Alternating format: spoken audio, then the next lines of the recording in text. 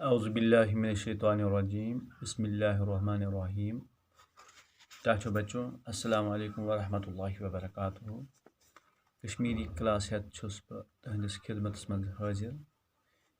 यथ मंज असे आज 7वीं जमात हुंद सबक कांबल ब्रोंठ कुन परो। जावेद छु सवाल करान मास्टर जीस कांबल बीमार निश कित कन हेको असे बचित। अत सवालस छु दर जवाब मास्टर जी वनान सारें बचन बचो चेतस गछ थाउन ज सफाई पाकीज़गी तो शोचर छु प्रेथ कुनि बीमार हुंद रोट। सफाई पाकीज़गी तो शोचर छु प्रेथ कुनि बीमार हुंद रोट। वह गो अमि बीमार निश बचनुक बेहतरीन तरीक़ छु अमिक इंजेक्शन करनावन। कम वंस हंदन शुरन गसन ब्रोठे यम इंजेक्शन करनावन। गोडनुक इंजेक्शन छु शुरिस जन विजि यवान दिन। दोयम गछि 2 रेतन मंज युन दिन तो त्रेयम गछि 6 रेतन मंज 6 रेतन हंजि वंस मंज दिन युन। यम इंजेक्शन छु प्रेथ जाय दस्याब। बीमारस पज पूर पठ इलाज तो परहेज जारी थाउन।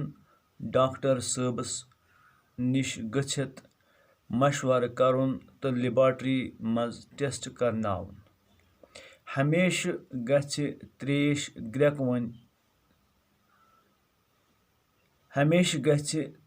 ग्रेकनवित चेन। तो ब्याख सवाल छु करान मखन लाल मास्टर जीस अमि बीमार हुंद 3यम दर्जे क्या छु। अत सवालस मास्टर जी जवाब दिवान सारने बचन ये बीमार छु अकि जरासीम सत लारान अत छु वनान हेपेटाइटिस सी। बल्कि अम बीमार हंदिस 4मिस दर्जस छु हेपेटाइटिस डी वनान तो 5मिस दर्जस हेपेटाइटिस ई वनान। यम सारे बीमार छु लागेदार यम ति छु गंद आब चन सत लारान। बालिग इंसान जनान तन या मर्द छ लागे लदस सत खानदर करन सत ति अमि बीमार हंद शिकार सपदान। यमन बीमारन रोट करन खतर छन वनि कह इंजेक्शन द्रामुत।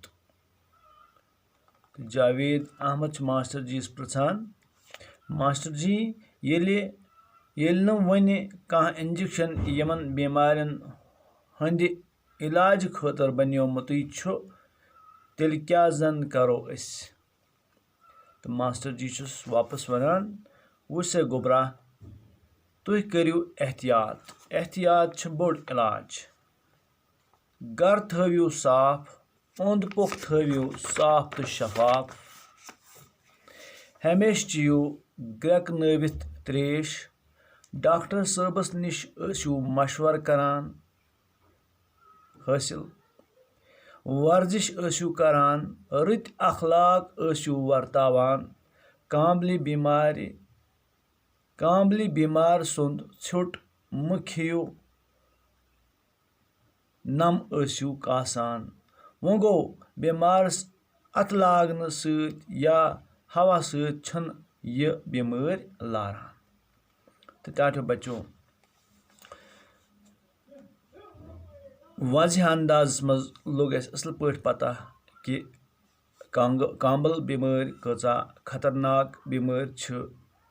यह अंदरी अंदरी इंसान सदिस क्रेहन माजस पर्ज पर्ज करान कि इंसान निबर किन दपान ना बहुस ठीक यीतिस काल सह कब्र हंदिस बटिस पे वोतमुत आसान छु।